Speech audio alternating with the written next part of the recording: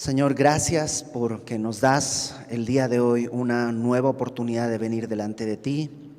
Esta gracia por medio de la cual podemos acercarnos hasta tu trono, así como estamos de necesitados, y podemos encontrar de ti el oportuno socorro.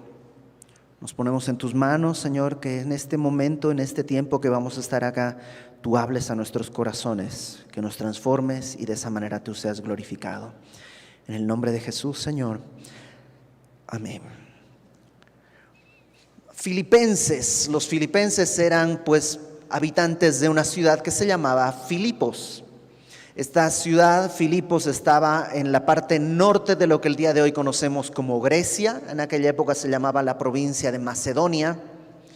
Y era una iglesia que fue fundada en circunstancias especiales. ¿Te acuerdas que Pablo llegó a Filipos? No encontró una sinagoga, por lo cual no había, eso quiere decir que no había el suficiente número de judíos varones para conformar una sinagoga. Algunos dicen que eran 10 judíos, lo mínimo que se necesitaba para conformar una sinagoga. Entonces no había, y se reunían algunas personas afuera de la ciudad, en el río, a orar. Pablo va ahí y ora, y estando ahí en la oración, conoce a Lidia, que ella era vendedora de púrpura, una tela muy cara de aquella época. Y Dios abrió el corazón de Lidia para escuchar el evangelio. Y entonces Pablo se queda ahí un tiempo. Había llegado ahí a Macedonia porque cuando estaba en Troas, él tuvo una visión, un varón macedonio diciéndole: ven y ayúdanos. Pero cuando llega a Filipos, pues no encuentra varones, es como curioso. Pero estando yendo a la oración, un día encuentra a una mujer, una muchacha que tenía un espíritu inmundo, y Pablo le dice: sal de esta muchacha. Y eso provoca que los amos de esta muchacha pues se saquen de onda, porque la explotaban, ¿no? Se aprovechaban de ella para ganar. Ella cobraba por esas adivinaciones y lo mandan a la cárcel. Pablo está en la cárcel y en la cárcel conoce al carcelero. Y el carcelero, al escuchar que Pablo a medianoche, a pesar de haber sido golpeados y azotados y estar en el calabozo y con las manos en el cepo, y están cantando y alabando a Dios, no está entendiendo mucho, y de pronto hay un terremoto. Se abren las puertas de la cárcel, se caen las cadenas de Pablo y el carcelero piensa que todos se van a ir, y lo que hace es toma una espada para matarse, y Pablo le dice: aquí estamos. Y yo creo que ese milagro, más que el terremoto, más que la alabanza, el hecho de que Pablo no haya huido cuando tenía todas las opciones, mueve el corazón de este hombre y le dice: ¿qué necesito para ser salvo? Bueno, el carcelero cree, y entonces se funda la iglesia de Filipos. Una iglesia que desde el principio estuvo apoyando a Pablo, apoyando en oración, apoyando en comunión y apoyando económicamente. Le mandaron varias veces ofrendas cuando estuvo en Atenas, cuando estuvo en Corinto, y ahora que Pablo está en Roma, está prisionero. Pablo ya no está en la cárcel de Filipos, ahora está prisionero en Roma.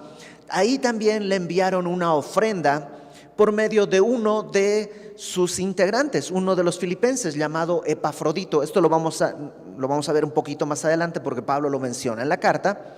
Si no quieres entrarte cómo acaba, tápate los oídos porque te voy a contar un poquito. Pero Epafrodito va con la ofrenda a Pablo, pero llega muy enfermo. Llega tan enfermo que Pablo dice: temimos que se iba a morir. Pero Dios, dice, no añadió más aflicción a mi vida, porque imagínate que él ya está de por sí en la cárcel, él ya de por sí a lo mejor se siente mal, y sobre eso está muerto, se muere Epafrodito. Y aunque, dice Pablo, pues me consoló que esté aquí, lo envío de regreso.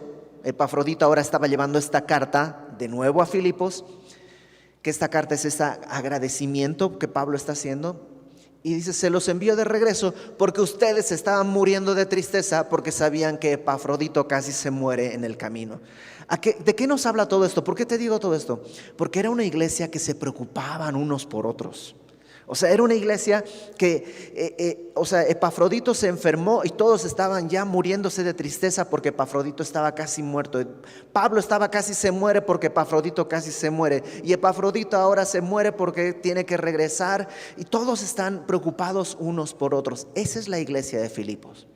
Uno pensaría, pues esa iglesia está perfecta. No, había un problema que Pablo va a empezar a tratar poco a poco.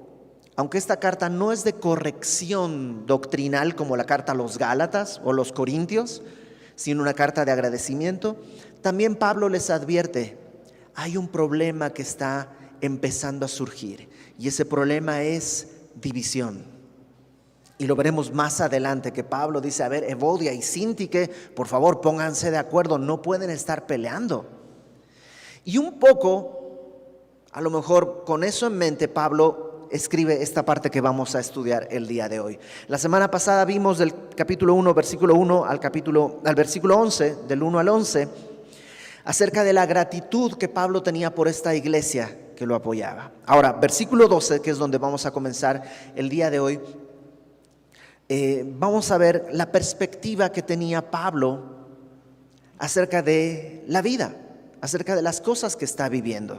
Dice en el versículo 12, quiero que sepáis, hermanos, que las cosas que me han sucedido han redundado más bien para el progreso del Evangelio. Ahora, ¿qué cosas le han sucedido a Pablo? Bueno, para empezar, había ido unos años antes, había ido por todo el mundo conocido, por Europa, por Asia, recolectando una ofrenda para llevar a Jerusalén. Pero cuando llega a Jerusalén, los judíos en el templo lo agarran, lo golpean, los romanos lo rescatan, lo tienen en una cárcel, lo quieren matar, lo sacan de ahí, lo llevan a Cesarea. Queda 2 años esperando juicio y no hay para cuándo. Después de 2 años, Pablo dice, ¿sabes qué? Como soy ciudadano romano, tengo un derecho, demando ser llevado a Roma para que el César me enjuicie. Entonces lo envían a Roma. Y estando camino a Roma, el barco se hunde y hay un naufragio. Y cuando Pablo sale del naufragio y llegan a la isla de Malta, Pablo está recogiendo leña para que, pues es invierno, hace frío, están todos mojados, hay una tormenta. Está recogiendo leña para el fuego en el que todos se van a calentar. ¿Y qué sucede? Una serpiente le pica a Pablo. Y luego que la gente lo ve, dice, no, este Pablo debe ser un criminal que aun cuando escapó del mar, la justicia no lo deja vivir, ¿no? Entonces hablan mal de él. Cuando ven que no se muere, porque la serpiente era venenosa, pero no se muere, sino que sigue trabajando, dicen, ok, parece que no es un criminal, parece que es un Dios. Entonces, no sé qué es peor, que hablen mal o que hablen demasiado bien de ti. Las dos cosas te pueden hundir. Y Pablo después de eso llega a la casa del principal de la isla, un hombre llamado Publio. ¿Y qué crees? Dice, voy a descansar porque han sido unos momentos difíciles, pero no, Publio está enfermo. El padre de Publio está enfermo. Entonces va y ora por el padre de Publio y sana. Bueno, ahora sí, voy a descansar, probablemente dice Pablo, pero corre la voz, oye, el papá de Publio que tenía disentería ya sanó. ¿Cómo? Pues, ¿te acuerdas de los que llegaron a naufragio? Sí, uno de ellos oró por él y sanó. Pues yo tengo a mi mamá que está enferma, órale, pues vamos. Y empieza a llegar un montón de gente para que Pablo sane y sane y sane. Después de eso, por fin, pasando unos meses, que ya pasó el invierno, llega a Roma. Y Pablo dice, todo lo que me ha pasado ha redundado para el progreso del Evangelio. ¿Sabes qué se necesita para decir eso? Perspectiva. Yo no sé, pero a veces nos distraemos y pensamos que las cosas se tratan de hay otras cosas, ¿no? Hacer dinero, ser famoso, tener poder, no sé. Pero en realidad, cuando Pablo dice en Romanos 8:28 que a los que aman a Dios todas las cosas les ayudan a bien, es esto que está diciendo Pablo. O sea, ese bien al que Pablo se refiere, todas las cosas les ayudan a bien, no quiere decir que todas las cosas van a ser bonitas o se van a sentir bien, sino que ayudan a bien. ¿Y cuál es ese bien? Bueno, ahí en Romanos 8, un par de versículos más adelante, Pablo dice, para que seamos hechos conformes a la imagen de su Hijo. Ese es el bien. Yo no sé si este año, o a lo mejor muchos años, han sido difíciles. Yo no sé si has estado soportando una enfermedad. Hay enfermedades muy largas y muy pesadas. Yo conozco gente que a veces piensa, ojalá fuera algo que me va a matar, pero ni me mata, ni me deja vivir. Y cansa, y duele. Y hay circunstancias que un año tras otro año uno piensa, ¿cuándo va a terminar? Pablo tenía años de estar arrastrando este problema. Iba a estar 2 años preso en Roma. Pero él tiene una perspectiva. Todo lo que me ha sucedido ha redundado para el progreso del Evangelio. De tal manera, verso 13, que mis prisiones se han hecho patentes en Cristo en todo el pretorio. Aquí la Reina Valera un poco lo pone medio desordenado el texto. Otras versiones creo que dan un poquito más de claridad. Pablo dice, mis prisiones en Cristo se han hecho patentes en todo el pretorio y a todos los demás. O sea, el pretorio, hay un gran debate entre los eruditos a qué se refiere, porque pretor es como general en latín. Entonces la idea es que en principio el pretorio era la casa del general. Luego pretorio se pasó a llamar al cuartel, porque ahí está pues trabajando el general. Luego el pretorio se pasó a llamar a la guardia del César. No sé si has oído hablar de la guardia pretoriana. Entonces, no es muy claro a qué se refiere cuando dice en el pretorio. Es muy poco probable que Pablo esté viviendo en un cuartel o que esté viviendo en la casa de un general. Entonces, lo más probable, porque al final de Hechos nos dice que Pablo está preso en una casa alquilada. Es probable que haya guardias que están con él todo el tiempo, no los mismos, pero digamos, hoy te toca cuidar a Pablo, pero mañana te toca estar en el pretorio. Y lo que pasaba es que pues en el pretorio los guardias empezaban a comentar, oye, ¿viste a ese? ¿Te tocó ya ir a cuidar al Pablo ese? Sí, ya fui. ¿Y qué onda? Pues lo que sí se nota es que no ha cometido ningún delito. Está preso por su fe en Cristo. Es de lo único que habla y es de lo único que se le acusa. Pablo dice, mis prisiones en Cristo se han hecho patentes en el pretorio y a todos los demás. O sea, todo el mundo tenía claro que el cargo contra Pablo era que es cristiano. Por eso dice, todo el mundo está hablando de Cristo. Versículo 14. Y la mayoría de los hermanos, los guardias están hablando de Cristo porque pues me ven a mí, pero los cristianos de Roma, la mayoría de los hermanos, cobrando ánimo en el Señor con mis prisiones, se atreven mucho más a hablar de la palabra sin temor.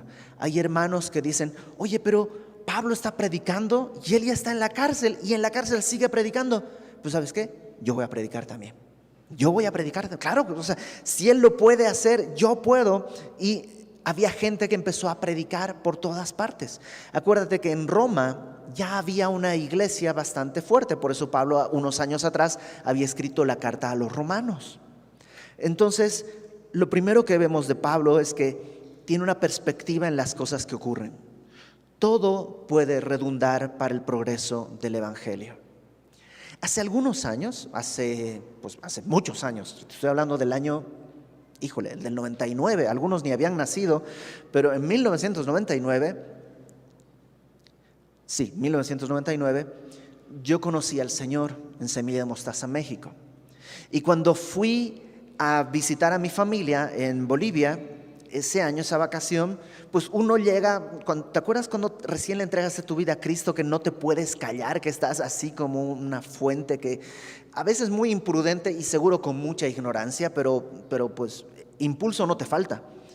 Entonces yo tenía una maestra de teatro que quería mucho, que estimo mucho, y esta maestra de teatro tenía 3 hijas que eran compañeras mías en la escuela, en colegio, y éramos bastante amigos. Entonces cuando yo llegué, les hablé para, pues, voy a ir a compartirles el Evangelio. Y cuando fui a su casa a compartirles el Evangelio, me sentaron en una silla y me empezaron entre todas, que aparte todas se llaman María, ¿no? María 1, María 2, María 3, ¿no? Y entre todas me empezaron a predicar el Evangelio a mí. Y yo me quedé así, ¿pero cómo? O sea, yo venía a predicarles el Evangelio. Sí, pero es que lo que pasa es que hace unos meses al esposo de esta mi maestra de teatro lo acusaron de algo completamente falso, pero tuvo que ir a la cárcel. Y en la cárcel conoció del Señor. Lo decretaron libre porque no era para nada culpable, pero pasó que vino al Evangelio toda la familia. Y sabes, a veces hay injusticias que no tienen otra explicación, sino que Dios quiere que todo redunde para el progreso del Evangelio. A veces en tu vida, a veces a través de ti, en la vida de otros. Pablo tiene esa perspectiva. Y solo teniendo esa perspectiva puedes enfrentar lo que va a venir en este mundo, porque en este mundo las cosas no van a estar bien. Es decir, tampoco es que estamos en un valle de lágrimas absoluto, porque Dios nos guarda y Dios nos protege, pero hay tiempos difíciles y Dios quiere que tomes la perspectiva desde la cual puedes decir, esto no es inútil, sirve como progreso del Evangelio. Versículo 15. Algunos de estos muchos que se han animado a hablar, ¿no? Algunos, a la verdad, predican a Cristo por envidia y contienda, pero otros de buena voluntad. Los unos anuncian a Cristo por contención, no sinceramente, pensando añadir aflicción a mis prisiones, pero los otros por amor, sabiendo que estoy puesto para la defensa del Evangelio. ¿Qué está diciendo Pablo? Bueno, de entre la gente que está aquí, algunos predican a Cristo bien, porque se animaron y están predicando a Cristo por amor. Gloria a Dios. Pero hay otros que están predicando, dice, por contención. Por contención es por pleito. Lo que están diciendo es como si Pablo dijera, ellos piensan que Pablo se va a sentir mal porque otros están predicando a Cristo. Como que Semilla de Mostaza se entera que hay una iglesia, que había una iglesia aquí en la puerta, ¿se acuerdan? Aquí hace un año había una iglesia aquí en la puerta del hotel. Como si nos dijéramos, ¿cómo puede ser? Pues, ¿por qué están ahí? No, este es nuestro territorio, no puede ser posible. Esto es siempre, o sea, esto es territorio de Semilla. No, pues, oye, ¿qué te pasa? Ellos pensaban que Pablo iba a reaccionar así. Estaban buscando predicar para que Pablo se sintiera mal. Es que Pablo está en la cárcel. En cambio, yo estoy predicando a Cristo aquí en la calle, yo estoy predicando en el mercado, yo estoy haciendo. Y pensaban que Pablo se iba a sentir mal por eso. Ahora, hay una diferencia entre predicar a Cristo con una motivación un poco alterada y predicar otro evangelio. Es decir, fíjate, antes de contestarte esto, versículo 18. Ante esta situación, ¿qué piensa Pablo? ¿Qué pues? Que no obstante, de todas maneras, o por pretexto, es decir, estos que tienen una motivación equivocada, o por verdad, los que hacen por amor, Cristo es anunciado y en esto me gozo y me gozaré aún. ¿Sabes? Hay iglesias el día de hoy en Querétaro que están predicando a Cristo tal vez con una motivación equivocada, pero están predicando a Cristo. Gloria a Dios. Ahora, hay iglesias que no predican a Cristo. Hay iglesias que están predicando otro evangelio. Un evangelio que te dice, ok, tienes que creer y tienes que guardar el Shabbat. Y tienes que creer y tienes que cumplir la ley y tienes que cuidarte de ciertos alimentos y tienes que hacer esto y tienes que hacer lo otro. Eso no es el evangelio. Y ya lo estudiamos en Gálatas. Cuando Pablo encuentra a esas personas que predican otro evangelio, Pablo dice: sean anatema, sean malditos. Aun si un ángel se parara delante de ti y te predicara un evangelio distinto, sea anatema. Pero si están predicando bien el evangelio, gloria a Dios. Gloria a Dios. ¿No van a tener recompensa ellos? Probablemente no. ¿Van a tener que dar cuentas al Señor? Probablemente sí. Pero a través de eso Dios puede salvar gente. Y Pablo dice: me gozo. No es un ejemplo muy exacto, ¿ok? No es un ejemplo muy exacto, pero más o menos nos va a dar la idea. ¿Tú crees que Mel Gibson, cuando hizo la película de La Pasión de Cristo, buscaba predicar el evangelio? No. Ni él ni los productores querían hacer una película que produjera dinero y les llenara los bolsillos. O en el mejor de los casos, querían hacer arte que inscribiera su nombre en el pilar de los grandes cineastas. Pero esa película, con todos los defectos que pueda tener esa película, se ha usado para predicar el evangelio innumerable cantidad de veces. Gloria a Dios. No sé si me explico. ¿Sabes qué es eso? Perspectiva. Pablo no está viendo la perspectiva de lo que me están afectando. Hay gente que podría venir a mi iglesia y está yendo a otra iglesia. ¿Cómo es posible? Pablo, no se trata ni de ti ni de tu iglesia. La iglesia es la esposa de Cristo. Hay personas que de aquí se han ido a otras iglesias por distintas razones. Gloria a Dios. Si están en una iglesia que predica el evangelio, gloria a Dios. En ningún lugar se ha dicho que si no es semilla está mal. ¿Te imaginas qué pobreza del mundo, qué miseria habría en el mundo si dependiéramos de semilla? Sería una tragedia. Pero no es así. La iglesia ha existido mucho antes de que Semilla de Mostaza existiera y seguirá existiendo si algún día Semilla de Mostaza deja de existir. Porque no somos la última Coca-Cola del desierto. Cristo es el centro de la adoración y el centro de la iglesia. Hay veces que nos escriben: ¿cuándo van a poner una iglesia una semilla en tal parte? ¿Cuándo van a poner una semilla en tal otra? Pues no sé, depende del Señor. No es Oxxo para vender franquicias. Depende del Señor. Y si no hay, no es verdad que no hay iglesia sana. Hay. Dios es fiel. Bueno, ¿no hay iglesia como Semilla? Pues probablemente no. No sé si es bueno o malo, pero hay iglesia del Señor. Por Cristo, por verdad o por pretexto, Cristo es anunciado. Ahora, si es un evangelio distinto, entonces sí, pues busca otra iglesia. Pero si están predicando bien el evangelio, gloria a Dios. Aunque no me guste, aunque no esté de acuerdo, aunque tenga todos los argumentos, gloria a Dios, dice Pablo. Me gozo y me gozaré. Versículo 19.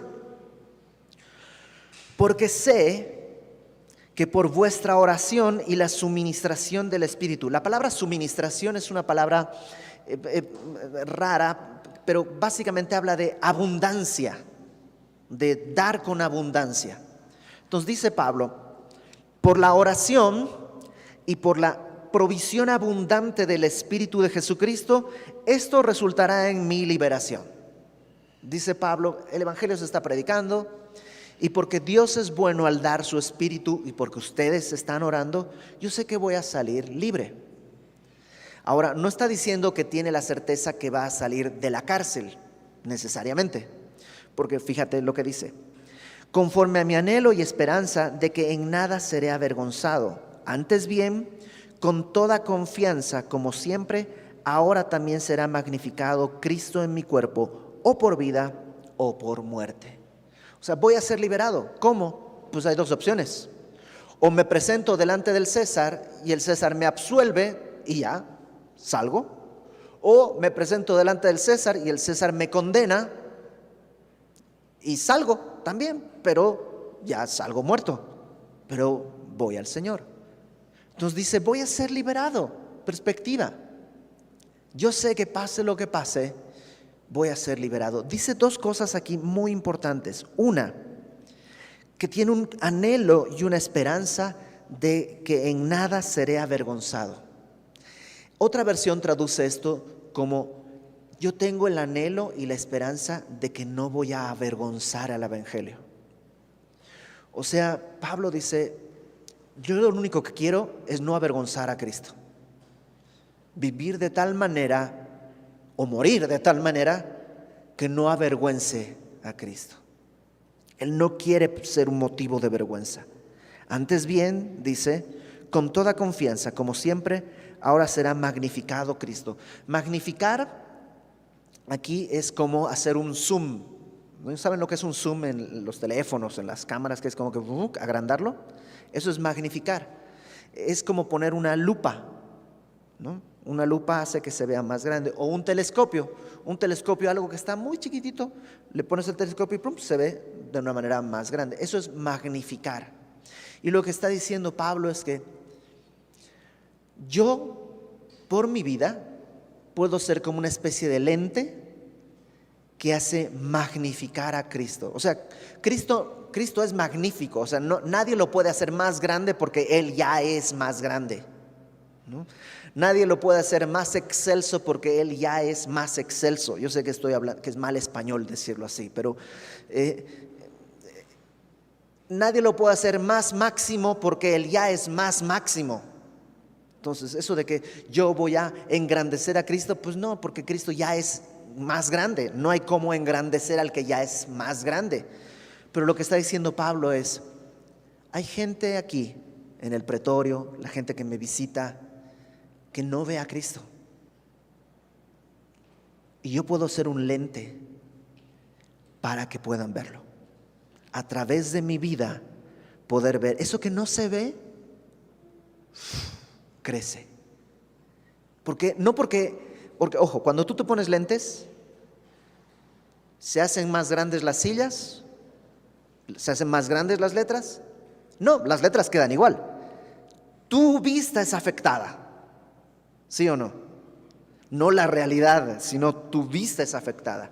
Entonces Pablo dice: cuando alguien ve a Cristo muy lejano, mi vida puede funcionar como un telescopio que su vista es afectada y puede ver a Cristo. No es que Cristo se acerca, ya estaba ahí, solo que su vista es afectada. Cuando alguien tiene problemas y ve a Cristo muy chiquito, puedo ser como una lente que hace que su vista sea afectada y pueda ver que Cristo está de un tamaño correcto. Yo no agrando a Cristo, pero soy como una lente que a través de mi vida pueden ver a Cristo magnificado. No sé si me explico. Pablo dice: para eso sirve mi vida. Así que pues, verso 18. Verso 21. Voy a leerlo desde el 20. Conforme a mi anhelo y esperanza de que en nada será avergonzado, antes bien, con toda confianza, como siempre, ahora también será magnificado Cristo en mi cuerpo, o por vida o por muerte. Si vivo, mi vida es para eso. Y si muero, pues mi muerte es para eso. Verso 21, porque para mí el vivir es Cristo y el morir es ganancia. Y yo sé que es un cliché, pero es verdad. Solo cuando Cristo es vivir para ti, morir será ganancia. Si para ti vivir es tener dinero, morir es pérdida, necesariamente. Si para ti vivir es tener fama, poder, incluso para mí vivir es mi esposa, al morir hay pérdida. Pero si para ti vivir es Cristo, morir es ganancia. Pablo tiene esa perspectiva de la vida. Hay algo, para mí la riqueza es algo que trasciende la puerta de la muerte. Para mí vivir es Cristo y morir es ganancia.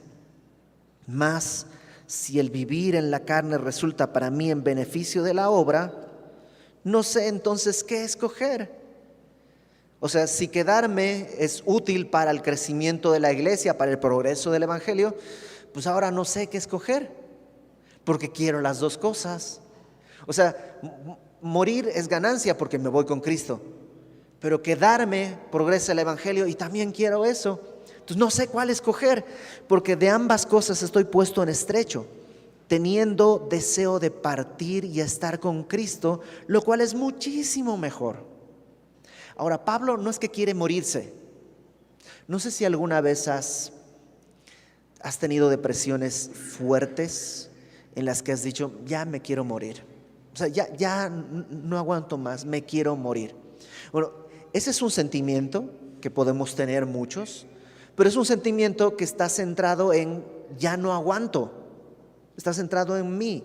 Y es lógico, si estás en un momento difícil y de prueba y de depresión, pues hasta Job, el hombre más santo que había en ese tiempo, también decía, ya ojalá me muriera. Entonces, pero eso es un sentimiento como egoísta, proviene de ahí, de mi preocupación por mí mismo. Ya no quiero seguir soportando esto.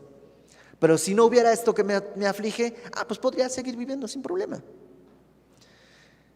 En cambio, Pablo no se quiere morir. Pablo quiere irse con Cristo. Es como si Pablo dijera, mi vida está bien. Pablo, estás en la cárcel. Sí, pero está progresando el Evangelio. Si no hubiera venido a la cárcel, ¿quién va a predicarles a los de la Guardia Pretoriana? No tendrían contacto con nadie. Mi vida no es el problema. El asunto es que me quiero ir con Cristo. Mi anhelo no es morirme. Mi anhelo es seguir vivo con Cristo. Para eso tengo que desprenderme de este cuerpo. Pero para mí es buenísimo. O sea, es mucho mejor irme con Cristo. Pero, versículo 24, quedar en la carne es más necesario por causa de vosotros. Si tuviera que elegir basado en mis propios deseos, me voy. Si tuviera que quedarme por lo que a ustedes les conviene, parece que todavía es mejor que me quede. Y Pablo tiene una perspectiva tan clara de servicio a otros que dice, esto es lo que hay que escoger. Es mejor servirlos a ustedes. Confiado en esto, sé que quedaré, que aún permaneceré con todos vosotros para que vuestro provecho, vuestro progreso y gozo en la fe, para que abunde vuestra gloria de mí en Cristo Jesús por mi presencia otra vez entre vosotros. O sea, Pablo dice, yo sé que no me voy a morir, sé que voy a salir libre con un objetivo. Voy a ayudar al progreso de su fe y al gozo de la fe. En nuestra vida en Cristo hay dos movimientos, adelante y atrás. El quedarte quieto no existe. Todos los días o estamos progresando en nuestra fe o estamos reduciendo en nuestra fe. Siempre. No hay un punto intermedio, no hay un punto estático. Solo es el punto de ida hacia adelante o el punto de regreso. Pablo dice, si para que ustedes sigan caminando conviene que yo me quede, me quedo, para que haya progreso y gozo, para que abunde vuestra gloria, vuestro gozo de mí en Cristo Jesús por mi presencia otra vez entre vosotros. Verso 27. Solamente que os comportéis como es digno del Evangelio de Cristo. En este progreso de la iglesia que Pablo anhela que los creyentes vayan y sigan adelante y avancen y progresen, y en este avance no es posible si no hay un comportamiento digno del Evangelio de Cristo. O sea, quedarte y vivir de una manera en la que no es digno del Evangelio de Cristo es un desperdicio.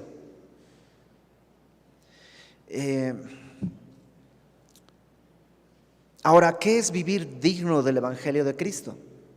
En la Biblia aparece eso varias veces y depende mucho del contexto para saber de qué estamos hablando.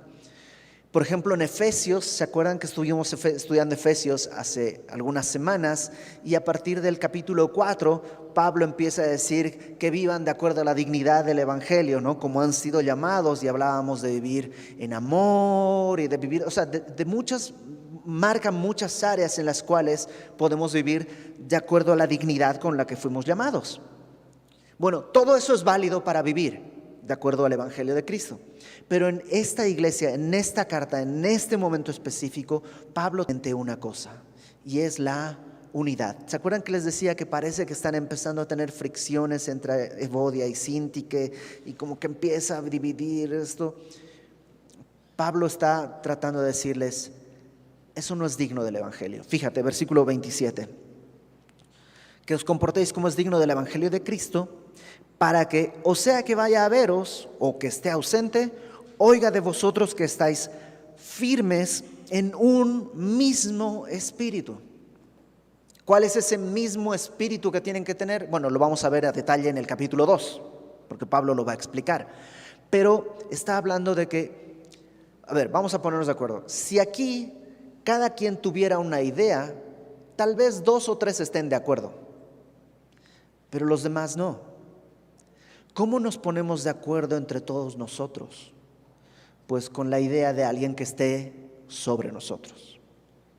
El mismo espíritu que tiene que haber, la unanimidad no es a mi estilo, sino al estilo de Cristo, al estilo del Evangelio. Eso es lo que tiene que dirigir nuestra vida. Por eso dice, con un mismo espíritu, ¿para qué? Para que dice, combatiendo unánimes por la fe del Evangelio.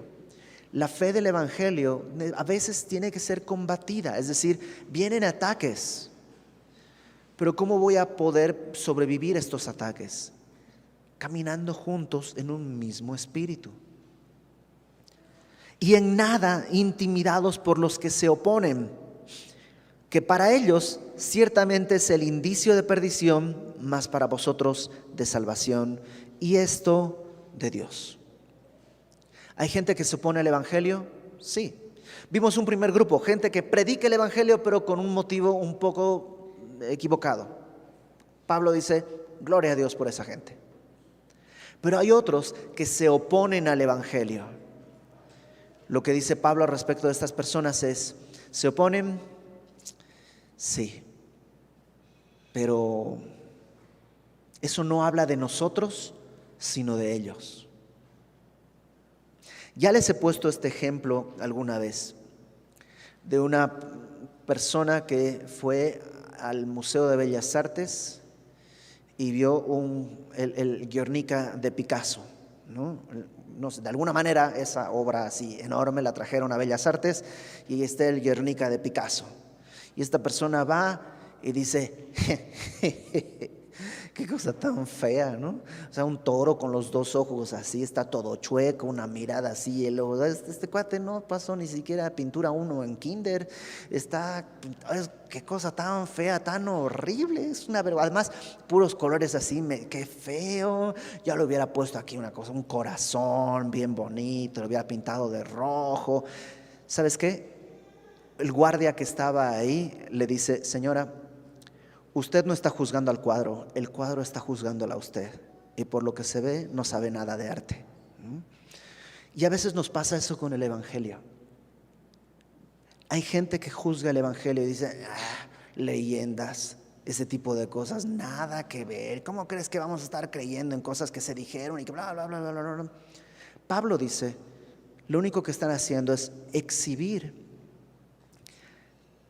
que eso que están haciendo es indicio de perdición. Mientras que para los que creen, esto es de salvación. Entonces, ¿qué hay que hacer cuando alguien tiene un indicio de perdición?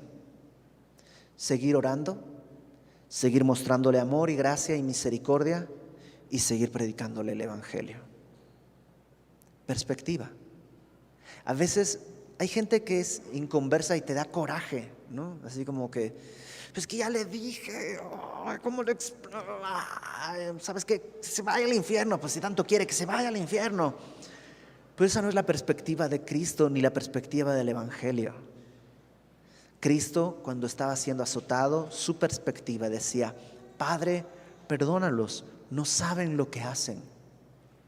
Y esas personas que están oponiéndose al Evangelio, la actitud que tú y yo debemos tomar es: Señor, no saben lo que hacen. Abre sus ojos. Abre sus ojos.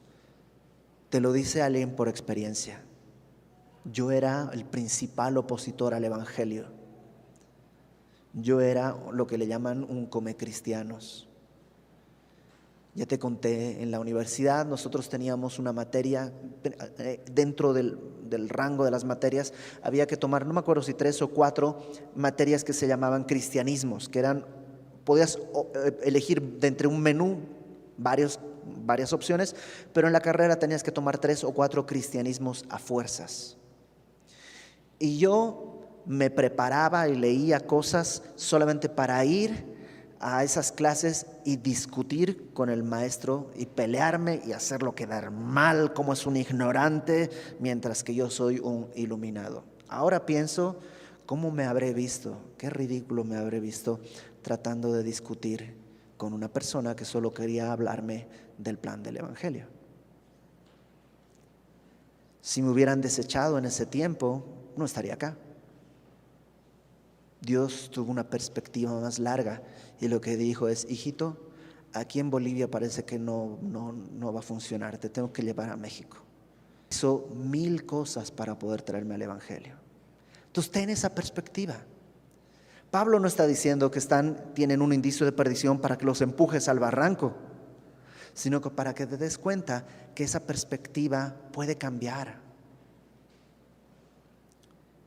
Porque dice el verso 29, porque a vosotros os es concedido a causa de Cristo, no solo que creáis en Él. ¿Se te concedió que creyeras en Cristo? Sí. Amén. Se me concedió. Yo es como, no lo gané. O sea, te estoy diciendo que yo me peleaba. De ninguna manera yo me gané el derecho a creer en Cristo. Dios me lo concedió. Me dijo: oye, Iber, ¿sabes qué? Te voy a quitar un velo que tienes en los ojos.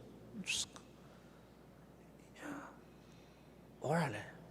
Si veo y si es real. Se me concedió que creyera en Cristo. ¿Se te concedió que creyeras en Cristo? Gloria a Dios. Pero no solo se te concedió eso, sino también que padezcáis por Él. O sea, junto con el privilegio de creer en Cristo, se nos concede el privilegio de padecer por Cristo. Y en nuestra cultura el padecer por Cristo puede implicar muchas cosas, pero generalmente no es un padecimiento a muerte. Pablo está enfrentando cosas mucho más grandes. Y no es que nos sintamos mal, sino que cada quien tiene el peso que puede cargar. Entonces lo que estás cargando el día de hoy es el peso que puedes.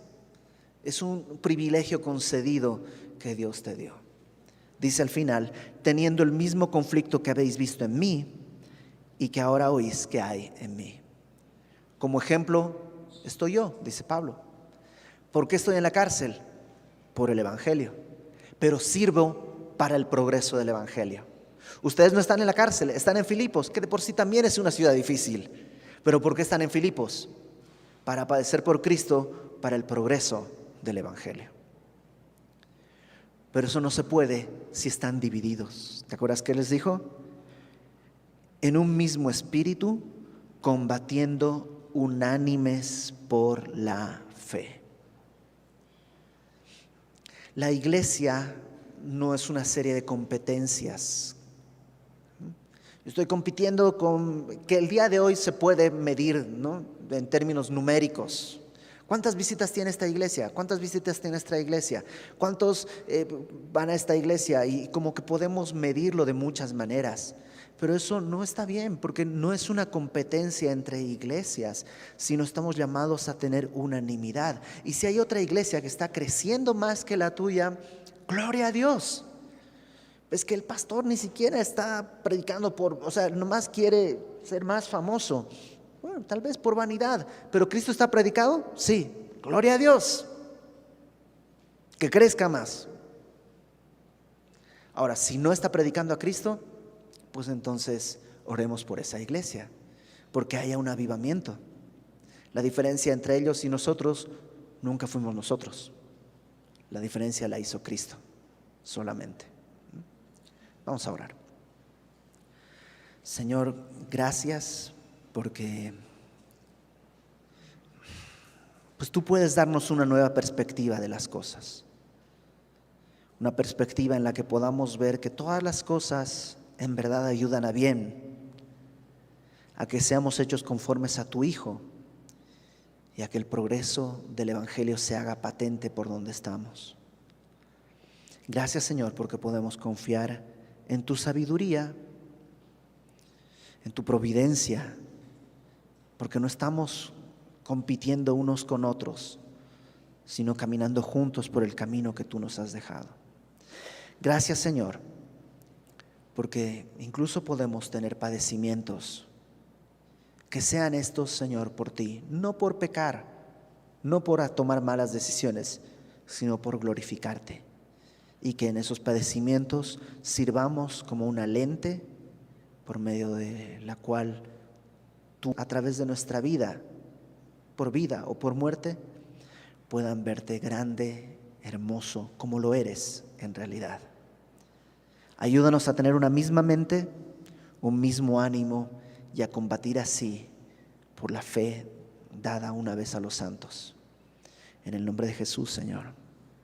Amén.